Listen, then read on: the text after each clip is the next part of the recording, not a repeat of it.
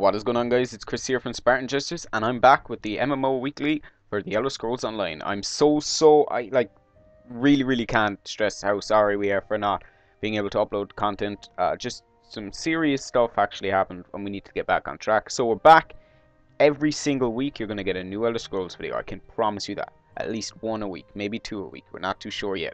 Now, Dan actually is having an operation on his tonsils, so I throw him a like to wish him luck, I suppose. Now, getting back into it, I was going to go, what will I make content on? I went to tamrielfoundry.com, went player classes, and I looked at Nightblade. And they've given us new skill overviews, and I'm going to go through those right now.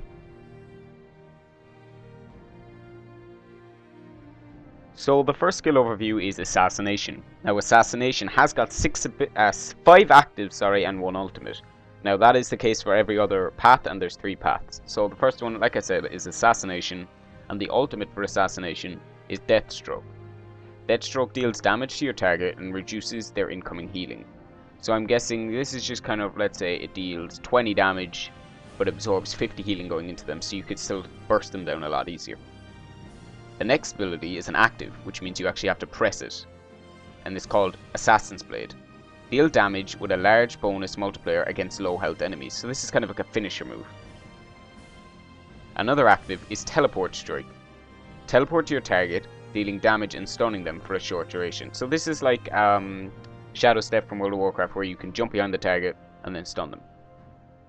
Another active is Blur, a self buff that gives attackers a percentage-based mischance when attacking the Nightblade. So basically it's kind of like you can dodge or you can miss incoming attacks a lot easier, so it's a survivability buff. Another assassination one is Mark Target. Place a mark on a high health target. While marked, you deal extra damage. Killing the marked target will heal you. And now they don't say how much for, but I'm guessing it'll be like 25%, maybe 30% of your health. And another one is Haste.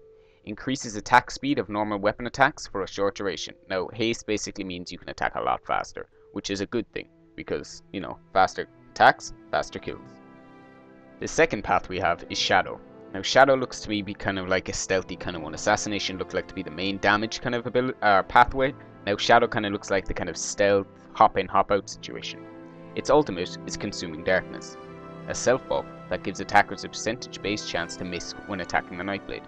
Much like Blur, but this actually lasts a lot longer by the looks of it. Another active is Shadow Cloak. Gain invisibility for a short duration. Now, we talked about stealth, but invisibility is different to stealth. Invisibility means you cannot be seen at all unless someone uses a spell. Stealth or sneaking is a lot different to this. Don't get the two mixed up. Veiled Strike deals increased damage and stun enemies. Requires stealth. So this is a stealth opener, meaning you have to be in stealth to attack with it. Summon Shade. Summons a shade when attacks and debuffs your enemies. So every time it attacks, it debuffs your enemies. It's not given what the debuff is, but hopefully it's a, you know, kind of like a Sunder Armor, meaning they take extra damage. Or maybe it's a dot, maybe it's a hot. Or not a hot. Why would you heal your enemies? An Aspect of Terror. Nearby enemies are afflicted with fear. So basically it's a fear, an AoE fear. Meaning you activate it and enemies will run. So that looks to be a very promising move. And last but not least is Siphoning. I couldn't pronounce it a while ago, but I know it's Siphoning now. Its ultimate is Soul Shred. Deals PB player-based AoE damage and stuns nearby enemies. Initiates a Leeching Strike synergy. Now, we're not too sure if it's PB AoE means player-based AoE, but hopefully it does. Strife. Place a dot on the target, which also heals you for the duration. This is kind of like Recuperate, but it also damages your target. Agony. Stuns and dots the enemy for a long duration, but the effect is broken by any other damage. Basically it's a sap, but it also damages them at the same time. So when you sap someone, you tell them not to attack it, and it'll kind of die on its own. Cripple. Places a dot on an enemy, which gradually decreases its movement speed, transferring an equal speed bonus to the Nightblade. So you can slow them down, and you get the speed that they lose. It's pretty simple.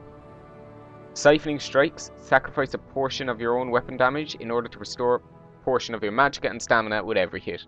So basically you could damage your weapon to give yourself more magicka and more stamina. Now this to me looks like the Nightblade will be using magicka, as it doesn't say health. Drain Power. Debuff the attack power of nearby enemies, transferring a portion of that power to the Nightblade for each afflicted enemy. So the more enemies around, and you use this, you'll become a tank, like unstoppable. So that's really all I have for the Nightblade skill overview that they released this past couple of weeks. Again, sorry about the delay on update and uploads, but we have been working around the clock on something secret. Now that will be coming up in the next couple of days, so don't worry. Tune in next week and we'll be talking about more incoming things from the Elder Scrolls Online. We'll probably do some Hearthstone and some streaming, so make sure to check the links below. As always, Chris here. Thanks for watching.